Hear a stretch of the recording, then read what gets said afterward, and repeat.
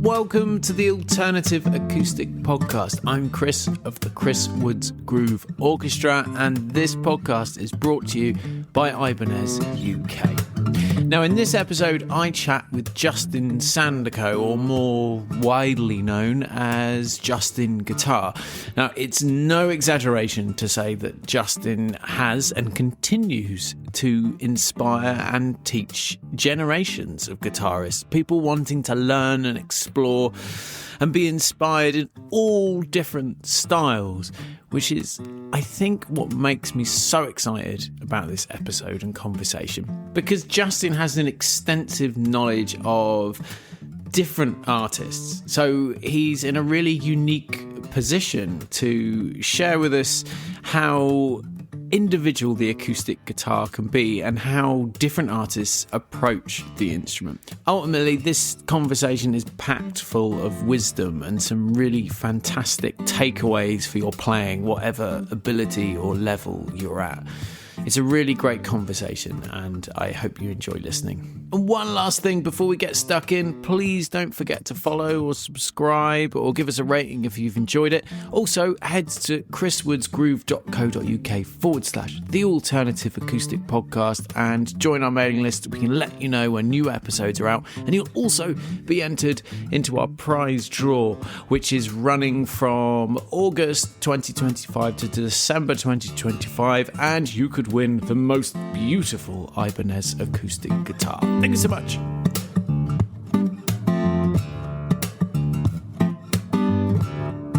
Your voice sounds great, man. It's actually kind of like a Justin 2.0, actually. I think it's...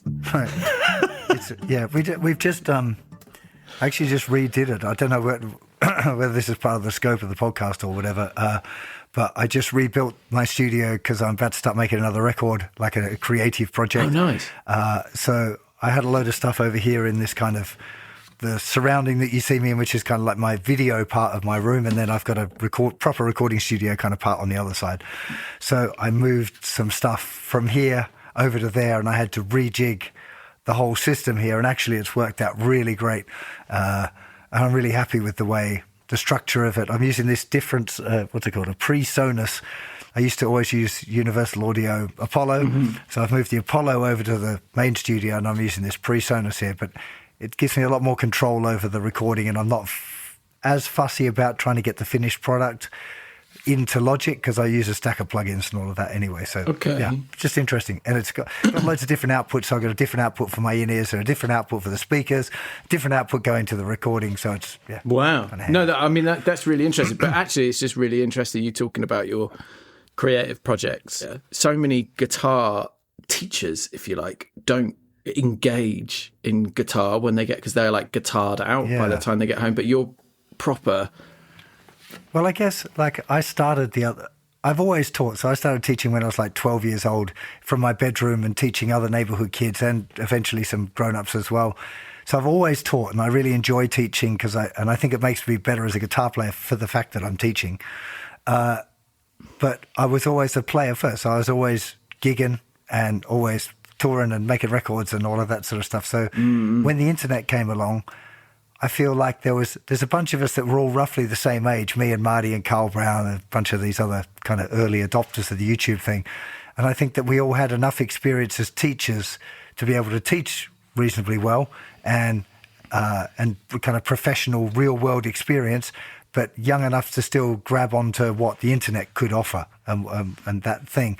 So it does worry me sometimes when I see people teaching stuff that I don't think that they can play. And I see that quite often. It's like they never actually play the thing that they're teaching. They just teach people how to do it, and then maybe they demo it. That's like toward the end. Do you think it's slightly worse than playing things that you can't play? I think that you should be able to do the things that you teach, and which is why there's lots of stuff I don't teach, even though like I'm quite a good blagger at lots of things. Like I could sit and play some jazz guitar, and if you listen to me for like a minute, you might be like, oh, wow, man, that guy can really play jazz guitar. Yeah. But actually, my vocabulary, the breadth of my knowledge is not there.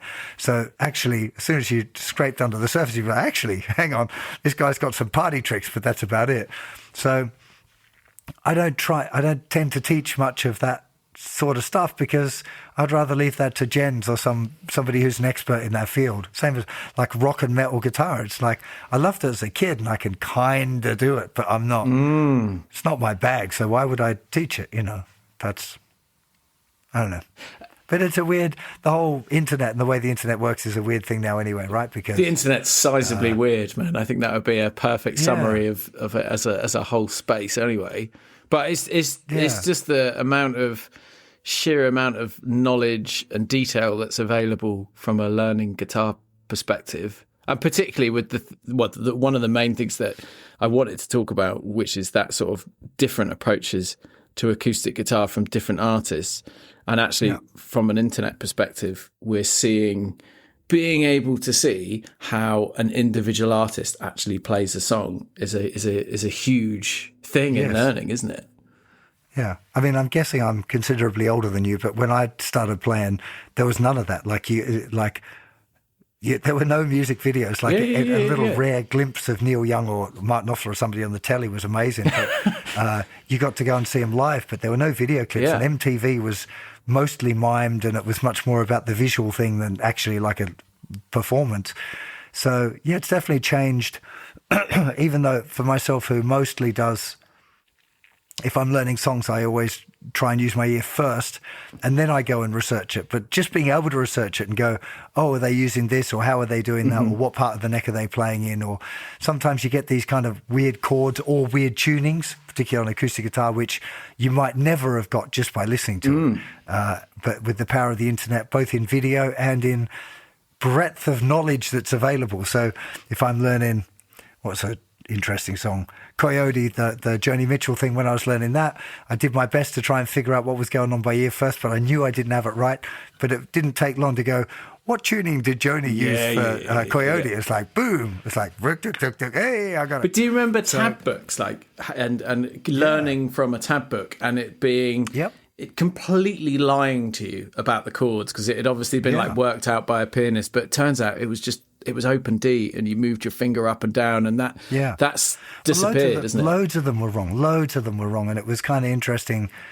There were certain people who got it right most of the time, but even then, not all the time. I remember Wolf Marshall, a transcriber that worked for Hal Leonard, he was one of the few guys that was pretty good. He did a lot of the Satriani and Steve Vai books and stuff, which is what I was into in my... They actually had guitarists doing it rather than pianists. Yeah, exactly. They were guitarists. But lots of it, all the Beatles ones and stuff were a joke. It was just completely wrong. But tunings is an interesting one, because if you're learning a tune that's got a funny tuning and you don't figure the tuning out, everything goes really weird. And that is a real common thing with acoustic guitar.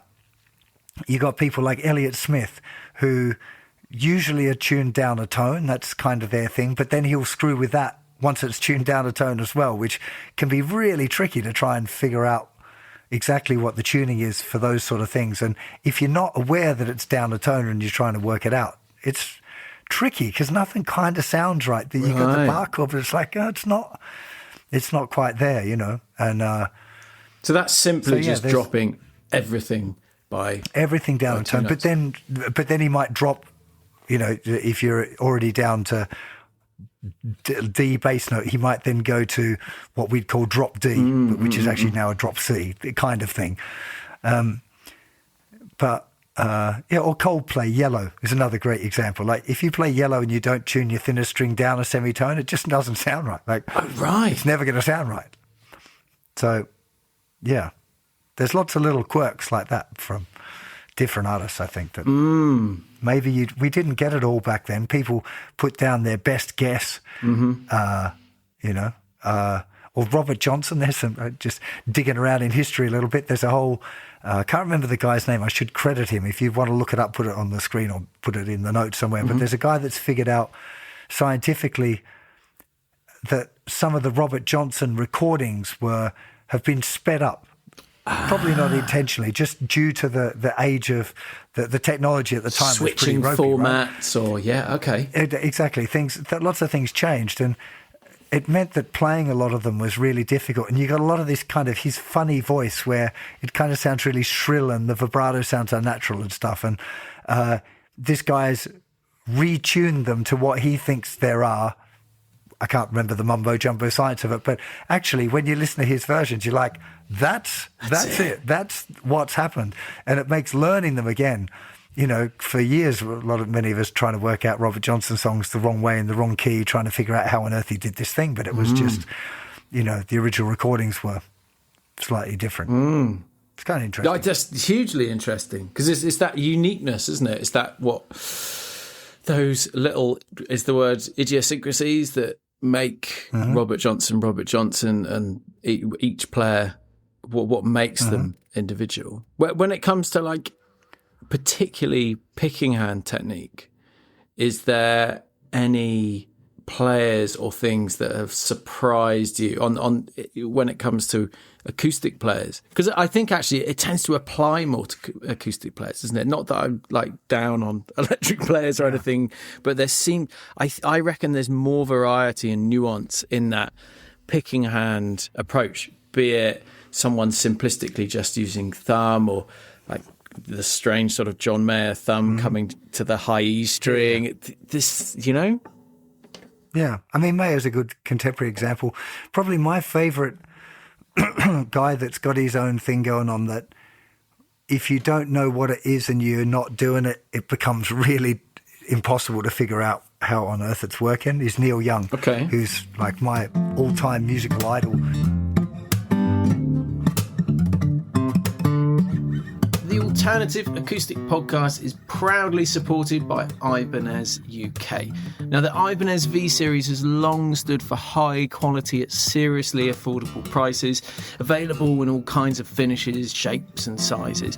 Now, I got to try all of them out recently, and a particular favourite of mine was the incredible Mini, which is the perfect travel size guitar. I mean, it sounds way bigger than it looks. The entire V series and all Ibanez guitars are available now at Gear for Music, so make sure you go and check them out. And I think, again, one of those kind of underrated guitar players, because he does do these kind of long, meandering electric solos where, you know, when I was a kid and I was into Satriani and Vi, I was like, I mean, he's just, you know, playing this one string and it's over this drone chord, and I wasn't really feeling it. But his expression and musicality in those things, I think, are beautiful now. But really, his finesse on acoustic guitar is just extraordinary. And a lot of it comes down to the fact that even when he plays fingerstyle, he continues to keep his hand moving like he's strumming. So you end up with this kind of where you have the bass playing, the thumb playing the bass note of whatever the chord is, and then the first finger will do an up strum somewhere from various strings, but quite often the fifth of the chord or whatever. And then you get a little hit on which would be beat 2, the backbeat, where the snare drum will be, where he's usually using fingers 2 and 3. So you end up with thumb, 1, hit, and then the first finger doing the little up pick again. So the pattern, if I mute all the chords for a second so you just hear the groove, but you get this. Then the bass, snare, kick, snare, that rhythm. But what it actually allows him to do is to be able to play all sorts of different melodies. And I know that there's some copyright things here, so I'm not going to play one of these tunes, but if I try and make up my own kind of version of some sort of Neil Young styley thing where you start to pick out the melodies, using that same thing, you end up...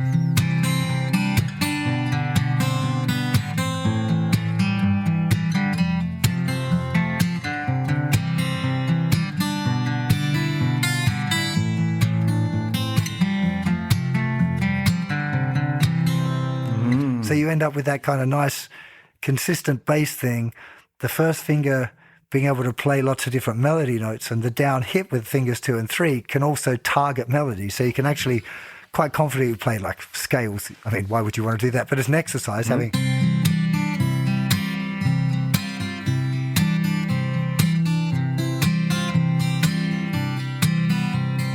was the best example. No, that's great, man. And I could just see your wrist is really, really moving through that. It's not... It has to be strumming. That's the thing with Neil, is that if he... and I've really studied him a lot. There was a talk for a little while with his management about doing like a Neil Young style book with him. Wow. I was wanting to do this as like a charity project, but I went to meet him and I got invited to a gig and I went to meet him, and then there was a problem there and I never got to meet him, and then he left his wife and some other dramas happened and it all just got thrown out the window. So nothing ever came of it, which was disappointing. But in the run up to that, I spent a lot of time trying to figure out his style in a way that I could present to him and go, look, this is what I think you do. And I've captured your essence. How does it work? Yeah, but it just never happened. Maybe one day, maybe it'll come back around. I don't know. But the thing for him is this continuous motion of his hand. And it was one of the things that I found the most difficult to get my head around when I was learning his stuff, because I could hear these other nuances and I couldn't figure out where they were coming from. But once you realize that you've got to keep your hand moving all the time, it makes everything fall into place, because you get these little ghost notes, and even if he just plays one chord, he moves his hand and it affects the sound coming out of the hole. So if he's going...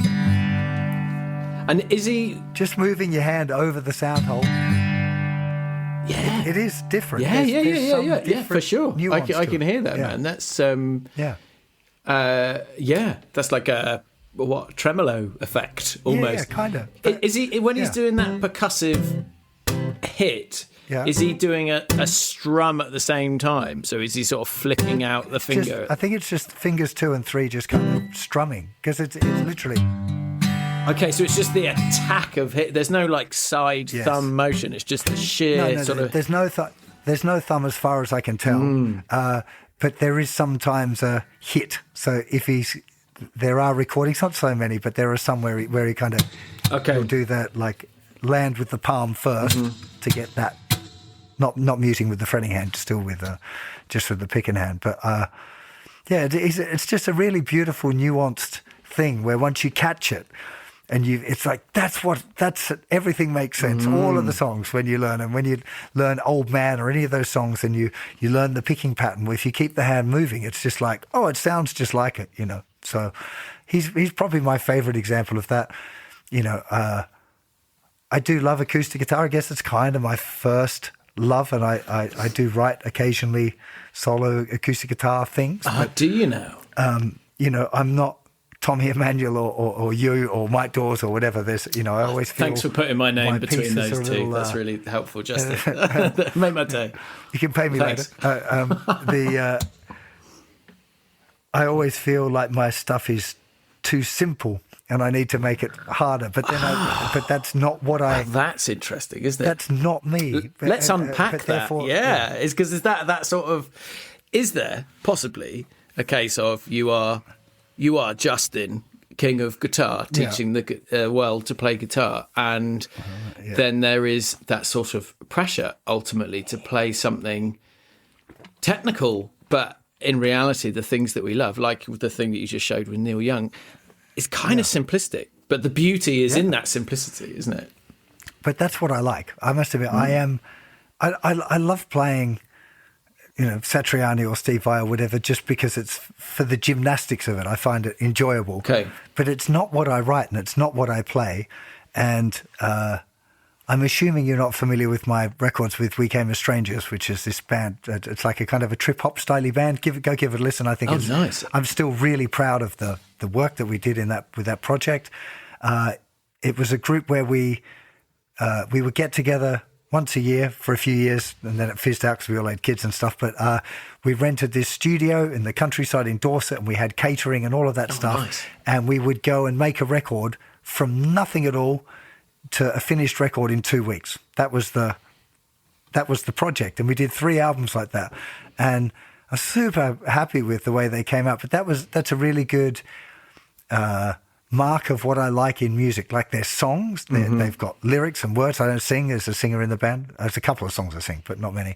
And it's very much like capturing the vibe, trying to find trying to put an antenna out and catch the music that's floating around in the air, and then trying to craft it a little bit and experimenting with cool sounds and interesting textures. And that's much more my bag than doing, you know, technical gymnastic guitar thing. It's like, I love it.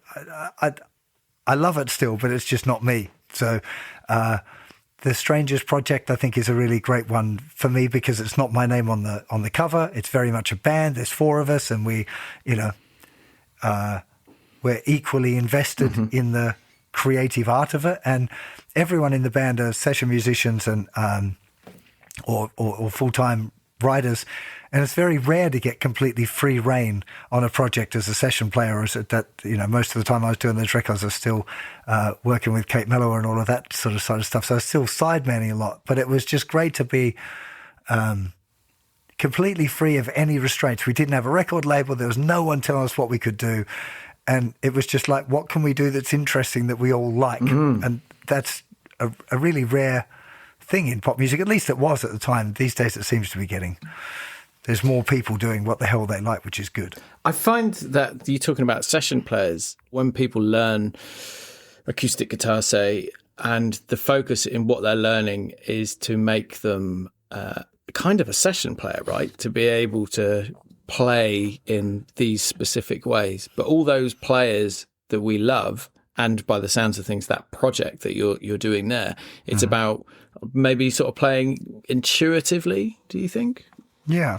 So the session playing thing doesn't exist in the same way as it did when I was a kid. Okay. So until I was maybe 20, when did I move to England? 96, 21.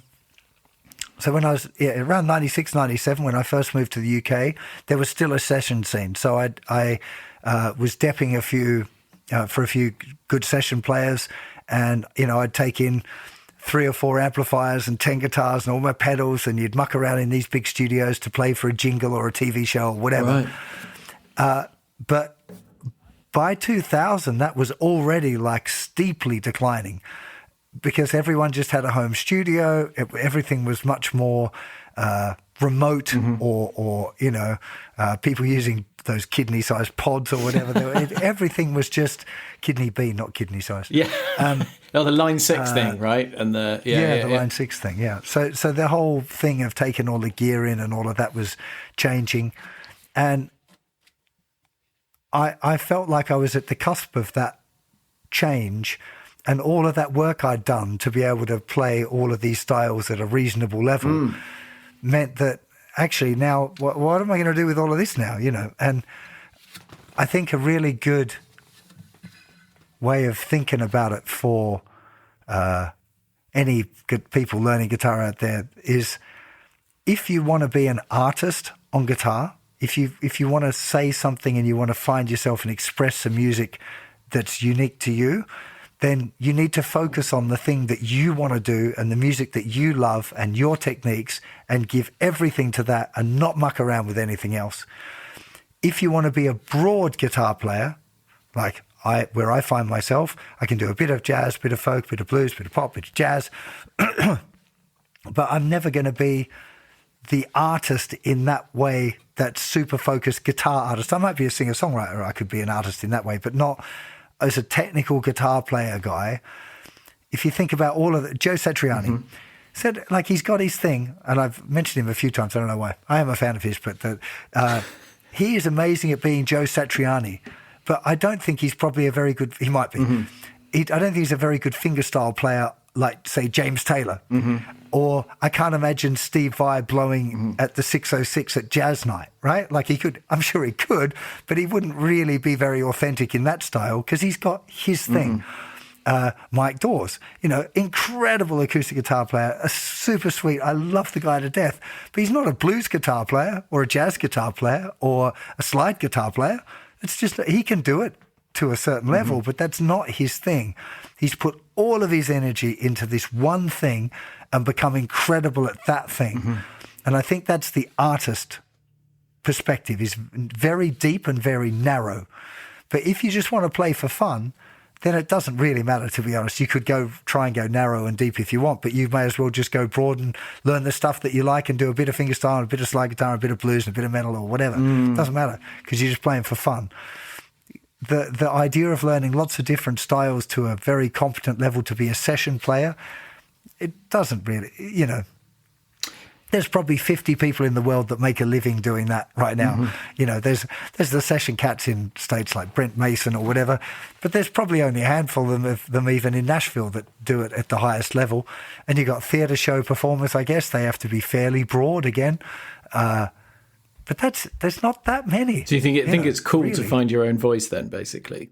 That's what I would, if I was going to go back and give my younger self some advice, it would probably, and this is to say it would completely change the trajectory of my life, and I'm very happy and content and grateful for the life that I live now, so I'm not suggesting I wish I'd changed it, but if I was to go back in time with Doctor Who and see myself and say, what's some advice? I'd say, pick one of the things that you really love doing on guitar, the thing you love the most, and put 100% of your energy into that thing and become the best at that thing in the world.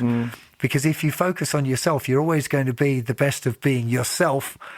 You know, and I think I spent too much time trying to be lots of things to lots of people, trying to be good enough at jazz to go and do a jazz gig, good enough at pop and rock and metal to be able to go and do gigs of those things and do sessions with them and teach them and everything else. But if you really want to go artist level, you need to just stay focused on the things that you enjoy doing and what works well under your fingers and focus on that. I feel like that's like a mic drop sort of end of podcast. Yeah, I don't know, but I think it's a really big deal. Remember, I interviewed Steve Vai. I can't remember what year it was, 2005, at a guitar show, and in return for interviewing him on the guitar show, I got to interview him for my channel, which is still available on YouTube, I'm sure. But in it, he talks about the fact that he spent his whole life focusing on the things that were easy for him to do and maximizing them as much as he possibly could. And he would find the things that he loves to do and that he would do, and he'd put all of his energy into making them even better. So better legato, more, you know, flamboyant with his whammy bar tricks, more creative with the use of harmonics or whatever. And nearly all of my guitar heroes like that have the same thing. Scott Henderson, I did a private lesson with Scott Henderson 6 months ago or something now, which was an honour for me because he was one of my, you know, childhood guitar heroes. And he says that he can't pick. He said, I just can't pick. I'm terrible at picking. I can't alternate pick to save my life. So his style is built around the fact that he uses legato lines, and it's forced him to be super creative in that way. And again, he's focused on the thing he's really good at, not spent hours and hours and hours or years trying to perfect alternate picking when he's just naturally crap at it. So that's... But that limitation, because obviously not, if you like, in a technical, physical way, that not being able to alternate pick is a limitation because you're not going to be able to do that. But he's made that limitation a career. Yeah, but it forces you to go narrow and deep, which is perfect. But I don't think nobody wants to buy a record for the 10th best whatever, right? If you're the best at something, then it gets noticed by people, you know, and that's, if you go really, really narrow and you just do a particular thing, you get really good at it. And therefore, when you play, you're like, wow, this person is great at this thing. And it doesn't matter. I don't care that Scott Henderson can't alternate pick. Who cares? He makes incredible music, and he's an incredible musician and composer and everything. But, you know, if he'd wasted all of those years of practicing his alternate picking, what would the point be? There'd be no point. Or James Taylor. I don't care that James Taylor, the acoustic guitar player, can't play with a whammy bar. I don't think less of him as a guitar player because he's not able to grab his Steve Vai gem off the wall and tear out For the Love of God. Like, it's just not. It's unimportant. It's completely. He's got his thing. His thing is beautiful acoustic finger picking, and that's what I want him to do because that's his artistry. That's so wonderful to hear, man. But it's so often not the thing that is the focus of guitar teachers or general guitar education, because that, particularly with this picking hand thing, it's okay, let's be economical with it. So, for example, the classical way of, you know, having your thumb on the lower strings, or even Travis picking, which makes a lot of sense by alternating between to keep that flow. But I know for me, when I heard Wes Montgomery, for example, and just playing with his thumb, that creates this incredible unique tone. But if he was in a guitar lesson with a normal guitar teacher, if you like, they would be like, dude, probably don't use your thumb. You'd be quite limited. And he'd be like, oh, okay. If Jeff Beck had come to a lesson with me when I was teaching when I was 15 and he said, I want to be a rock guitar player, but I'm going to play with my fingers, I'd be like, dude, that's not going to work, get Jeff. Pick. What's wrong with you? That's weird. But he's like probably the greatest guitar player that's ever lived. So again, it's just unimportant. It's just finding the thing that you really want to do and finding the area that appeals to you most, that grabs you in whatever way, and then putting all of your energy into that thing. I think that's... But again, not everyone wants to be an artist. Yeah. So like, I think that guitar fulfills a whole bunch of different purposes. It can be an accompaniment as a singer-songwriter, in which case all you need to do is find the sort of music that you want to accompany you, and technique and all of that other stuff makes no difference at all. It can be... If you want to be a guitar player that does West End or sessions or whatever, or playing at function bands, then you need to be broad and good at lots of things but not an expert in anything. If you want to be a recording artist guitar player like Eric Johnson or whatever, name your incredible guitar player, then you need to be very, very focused on your thing and developing your own style and everything else. But there's also... I think the vast, vast majority of guitar players are people who have a regular job and they come home and they want to sit down with their guitar and play around with something for half an hour before they go to bed, or get away from the kids or whatever. And the most important thing, if that's your vibe, is enjoying it. All of the other stuff doesn't matter. You shouldn't be hung up on trying to learn to read better or pissing around with techniques that are awkward or that you don't enjoy. Or really, I think practicing anything that you don't enjoy should be off the menu because it's about enjoyment. What do you enjoy doing? Find the things that you enjoy doing and do those more, because there's nothing worse, I think, than teachers trying to push stuff onto kids or adults, learners, students, that they think is important, rather than trying to find out what the student actually likes. Because if they don't like it, they're not going to practice it. It's just a fact. If you give some kid, go and do your sight reading exercises for this, or learn that scale up and down with the metronome, like, boring. If I'm teaching a 15-year-old kid, I want to teach, what music do you like playing? Oh, I like Green Day. Okay, let's play Green Day then. Boom. And then the kid's super happy and excited, and he's likely to keep playing guitar. And he might eventually evolve, like I did, going from like blues and Stones and stuff like that, and then suddenly getting interested in jazz, and then discovering fusion, and then running around in jazz and fusion land for a bunch before discovering Neil Young and going, oh no, that's better, and then running over there. And you grow just as we grow and mature as humans. Our musical taste and things are going to grow. So I think the really key thing is just finding stuff that you like doing. It's so simple, man, but so perfect. It is so simple. I sat in on Antonio Fulcione workshop, if you know him as a guitarist. If not, he's well worth checking out. And he was describing just how he works at home and how he creates stuff, basically. And his explanation was just powerfully simplistic but beautiful. It's just like what you were saying, really, where he just jams something out, he's playing it. If he likes it, he does it more. If he doesn't like it, he does it less. And that's it's man, that's it, isn't it? Do you like that sound? Do it more. You do it over and over again. If you don't like it, do it less. On that note, man, is on the acoustic guitar for you, whether this is inspired by specific artists, because you've been learning a track to teach, or just something for you as an artist, is there something, some technique, some chords, some eureka moment, some little bit of playing that gives you a great deal of pleasure? I think one of the things that I enjoy about acoustic guitar, maybe more than other things, is the realization that dissonance is the thing that makes chords beautiful. Oof. And so therefore I spend most of my time looking for opportunities to put tones and semitones together in unusual ways. Show me. To create that. Well, if you hear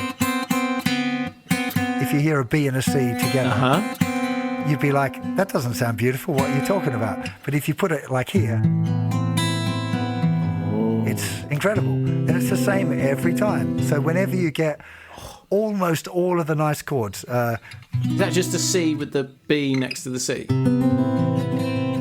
Yeah. Oh, no, I'm not even playing a C. I'm playing an A minor. But you could also play it as a C. Oh, yeah, of course. Or you could put the C on and then you've just got a C major 7. But it's the fact that you've got that... You've got the B and the C next to each other, and it can be toned. So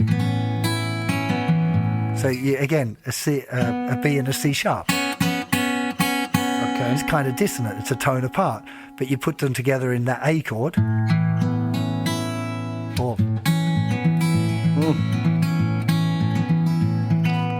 And you end up with these really nice clashes. So and that does work on the acoustic guitar better, doesn't it?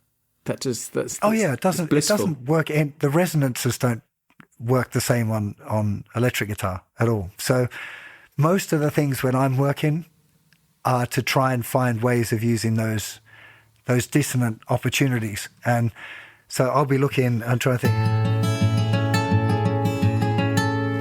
So again, this is just like a little, I don't even know what chord it is. What is it? An A major 7 thing. Let's call it Steve.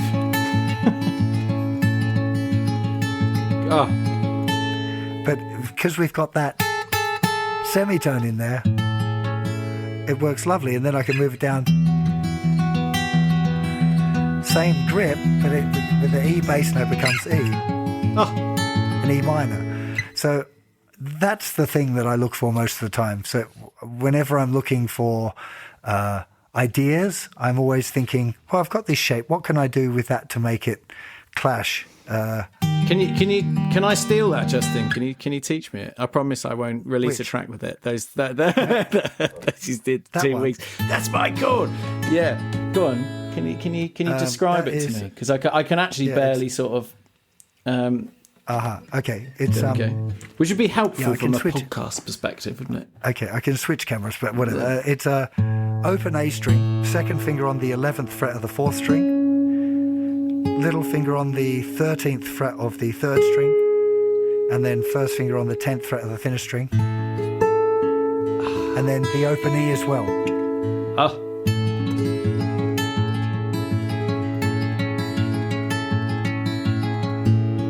Yeah, that's gorgeous. And then you moved it down, did you then, or something? Down 2 frets, and then put an E bass note on it. Oh.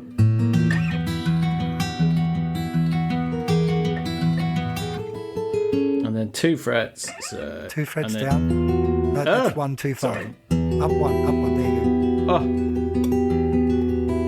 Yeah. It's lovely. So that's a song.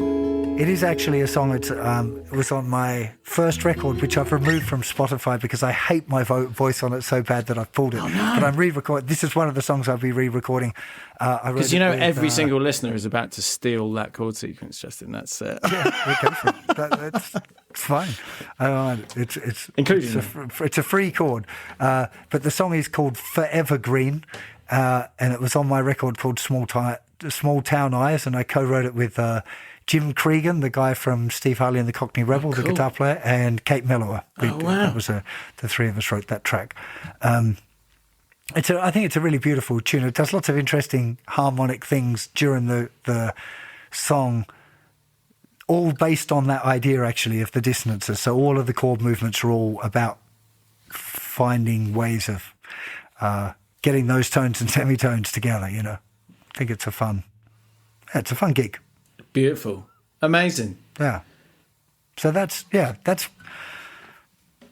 and actually, if we go, let's have some fun on this. And because I think if you're listening to this and you're a guitar nerd, if you're anywhere near a beginner, you'll find this next little couple of minutes of explanation pretty interesting. I think if you're a more advanced guitar player, might be helpful, might not be.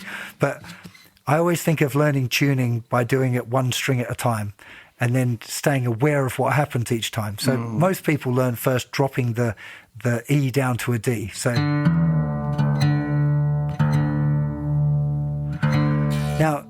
this one, because it's a low string, it doesn't have a huge play on adding the dissonance. So it's not super helpful with that, but it's somewhat helpful. And if you do that, the most important thing to remember is that every chord that you play or every scale that you play, the notes on the thicker string just need to move up 2 frets. So if you're playing a G, your third finger is going to be then at the 5th fret. I always mute the 5th string on a G chord anyway, but then open strings, first finger on the 3rd string. The other chords are the same. If you play an F, the bass note would have to be at the 3rd fret on the thicker string.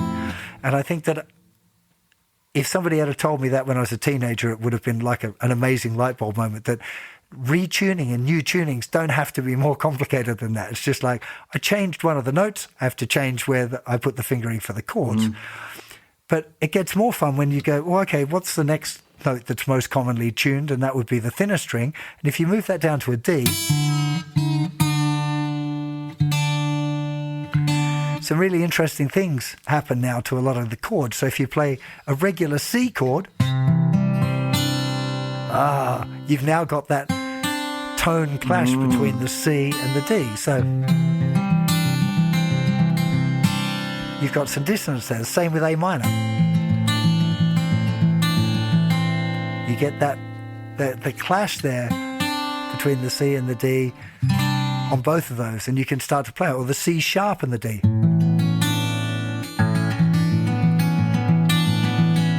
You can really start to play around with the dissonances there. And a lot of the other, the Neil Young-y style are all based again off having the top note is different now. So if you're looking for the dissonance, then you're looking for clashes with the top D, not with the top E, which just expands your vocabulary of chord options rather than being restricted to always having an open E or an open B string or whatever. So that would be a nice starting point. And again, you can just think of every chord. With a G chord, of course, the 2 outside strings both have to go upper tone now.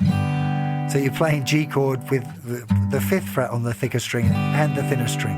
If you're playing an F chord, you'd need to move the thicker string and the thinner string upper tone. If you're playing a D chord, you have to move the thinner string upper tone.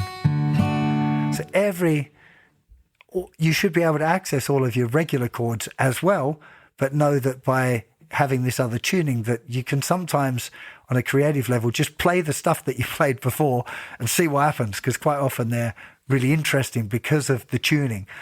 And I think that a lot of those ideas happen because, and cool tuning things, experiments happen because you don't have to know about what's going on too much, and you should just put it in a new tuning and try. What happens when I do this? What happens when I play that bar chord? And you can end up in some really interesting places without having to think too much, but also know that you can think. So we're already now at double drop D, otherwise the tuning's the same.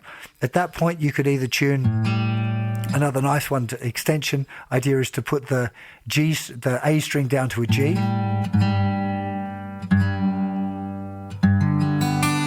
And you're now in open G tuning with the root note on the 5th string. And obviously, if you want to play A-shaped bar chords now, it just requires one finger to go. And that's where all of your Rolling Stones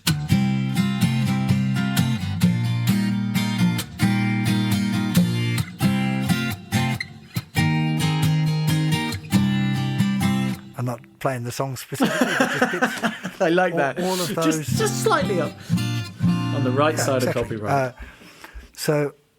Yeah, you can get away. That's it. You're in another new tuning now, and you can experiment, especially open G, because you've got a bar, a straight bar across that gives you the whole chord. It gives you all of these different fingering options that you can experiment with, putting notes above the chord with the other fingers and just see what happens. Sometimes it'll sound terrible, and sometimes it'll sound great. If you go, ooh.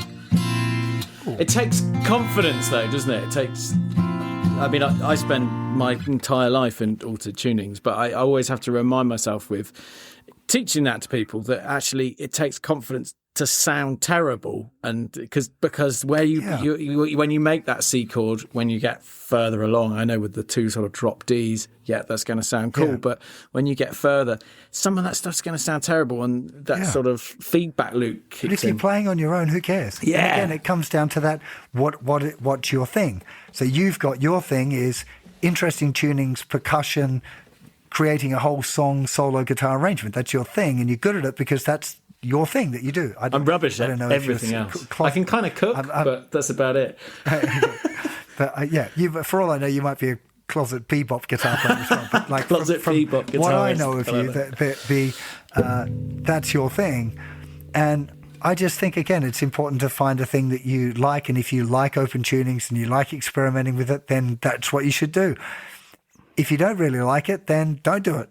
But I think tunings are one of those things that are a good rut buster as well. For if you generally like, I really like playing like Rolling Stone songs and playing in a band or whatever, then you can do that 90% of the time. But occasionally you're going to be like, God, I'm bored of myself today. Everyone gets that. I'm speaking for you. For sure, man, for sure. I'm fairly sure every guitar player I've ever met has days where you go like, God, I'm crap at guitar. I just can't do anything. Everything's the same. I'm playing the same stuff I was playing 20 years ago. Oh, this is so boring. Yep. I haven't improved. That's just normal. So tunings, I always think, are a nice breaker for that, unless it's your thing that you do full time. Like for you, that would probably be not much fun. No, 100%, because I just changed that to you. I mean, I use this slightly naff analogy of walking to work the same way every day. You know, if you walk the same way, you're going to meet the same people on the bus, you're going to see the same things. You start switching off. You change that route. You meet new people, you have new experiences, you see beautiful things. You're probably going to be late. Yeah, it's going to be more of a journey. It's going to be more exciting in the end. Mm-hmm.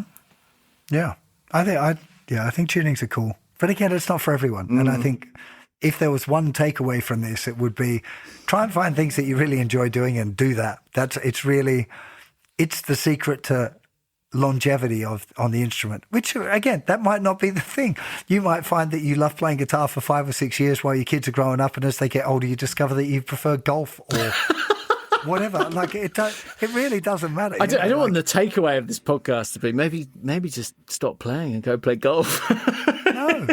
No, it's do things that you enjoy. We're here for a pretty finite time, right? So why would you waste time doing stuff that you don't enjoy, particularly with music, because it's a recreation. You know, like when I was growing up, it was slightly different because I knew I wanted to be a guitar player from a very early age.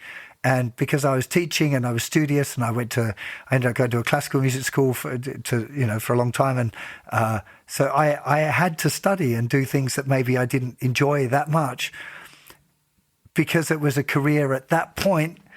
I thought I wanted to be a session guitar player because YouTube didn't exist back then in the Stone Age. I think that the key thing is enjoying it. And that, like I said, that would be my advice now. If you know that you want a career in it, if you're 15 years old and you're like, you know what, I really want to give this guitar thing a go, you need to either choose that you're going to be broad and be able to play in lots of different covers band and play at a wedding and do this thing and step in the West End and do whatever, or are you going to focus and try and be an artist? But again, you got to enjoy it. If you don't enjoy it, you're not going to stick at it. If you didn't enjoy what you were doing, you wouldn't be able to keep doing it, right? Especially as an artist, a lot of the great guitar players around, even some of the really famous ones, are not very wealthy. Some of them are really struggling because they're pretty crap at organising their finances or, building a business or looking after that kind of side of life. They just want to play guitar.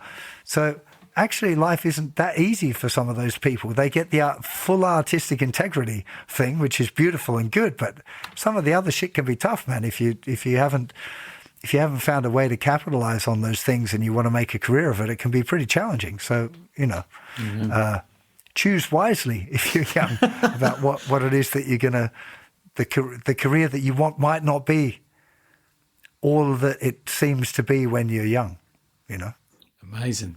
Justin, strong Obi-Wan vibes there, I think. Sorry, I don't want to sound No. I'm so full of it. It's wisdom, man. It's wisdom. Really I think these are things that I feel like I can only share because I'm over 50 and I've been doing this stuff my whole life. I've been playing guitar. You're not over 50, are you? Yeah, I'm 51, yeah. Jeez, man. So I feel like I have got some things that I've seen change and evolve, and I have been playing guitar forever. Yeah. And if I didn't consistently do stuff that I loved, there's no way I'd still be playing guitar. Yeah. There are definitely days when I'm learning an Olivia Rodrigo song and I'm like, oh, really? This is not my favorite thing in the whole world. Yeah. But I'm also so appreciative of the fact that I get to play guitar for a living.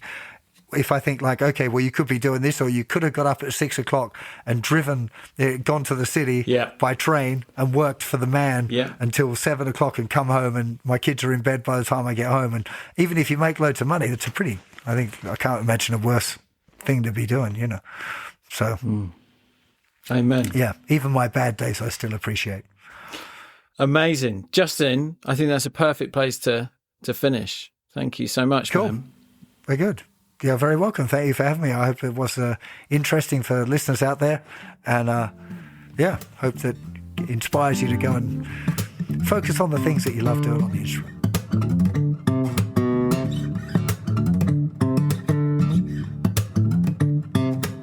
Thank you so much to Ibanez UK for making this podcast conversation a reality and helping inspiration reach guitarists all around the world.